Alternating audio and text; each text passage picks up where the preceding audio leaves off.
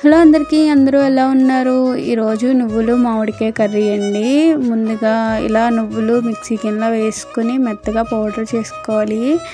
ఇదైతే నువ్వులు తిన్న వాళ్ళకైతే ఇలా కర్రీ కింద చేసి పెడితే చాలా ఇష్టంగా తింటారు. మామిడికాయ వేసి వండుతాం కదండి, పుల్ల పుల్లగా చాలా బాగుంటుంది. ఇలా ట్రై చేయండి. పిల్లలు నువ్వులు తిన్న వాళ్ళు ఉంటారు కదా, వాళ్ళకి పెడితే ఇలా మంచిది. నువ్వులు చాలా హెల్త్కి మంచిది కదండి, అందుకని చెప్తున్నాను. అయితే ఇలా మెత్తగా పేస్ట్ ఆడేసుకొని ఉంచుకోవాలి. చాలామంది నువ్వు లడ్డూలు తింటారు, అన్నీ తింటారు, కానీ చాలామంది తినరు. కొంచెం మంది పిల్లలు అయితే తినరు. ఇలా కర్రీ కింద చేసి పెడితే చాలా ఇష్టంగా తింటారు. అలాగే ఉల్లిపాయ ముక్కలు కూడా నేను కోసి పెట్టుకున్నానండి. కొన్ని అయితే ఉల్లిపాయ ముక్కలు, కొన్ని పచ్చిమిరపకాయ ముక్కలు, అలాగే కరివేపాకు అండి, కొంచెం కరివేపాకు, అలాగే పోపు దినుసులు, ఎండు మిరపకాయ ముక్కలు, వెల్లుల్లిపాయలు, అలాగే జీలకర్ర. ముందుగా పెనం పెట్టుకొని ఒక 2 గరిటెలు ఆయిల్ వేసుకోవాలి.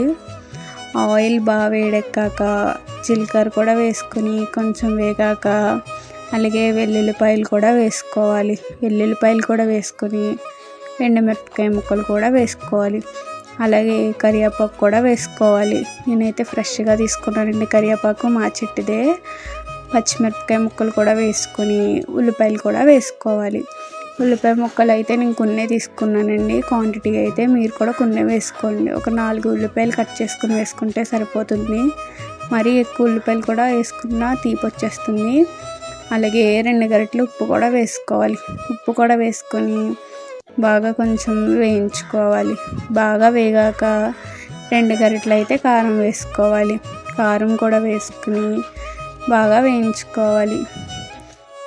వేయించుకున్నాక అలాగే మనం ముందుగా మిక్సీ పట్టుకున్న నువ్వుల పేస్ట్ కూడా వేసేసుకొని కలిపేసుకోవాలి. ఆ మిక్సీ గిన్నెలోనే కొన్ని నీళ్ళు పోసుకొని శుభ్రంగా కడిగేసుకుని ఆ వాటర్ కూడా ఇందులో వేసేసుకోవాలి. ఆ వాటర్ కూడా వేసుకున్నాక ఒక 5 నిమిషాలు అలా కలుపుతూ ఉండాలి. అది బాగా మగ్గాక చిన్న చిన్నగా కట్ చేసిన మామిడికాయ ముక్కలు కూడా వేసుకోవాలి. నేనైతే 2 మామిడికాయలు వేసుకున్నానండి. అయితే పుల్ల పుల్లగా చాలా బాగుంటుంది ఈ కర్రీ. అయితే అది కూడా బాగా ఉడికించుకోవాలి. ఉడకకపోతే మీరు ఎక్స్ట్రా కొన్ని నీళ్ళు కూడా వేసుకోండి. మామిడికాయ ఉడికితేనే బాగుంటుంది టేస్ట్, ముక్కల్లో ఉండిపోయినా బాగోదు.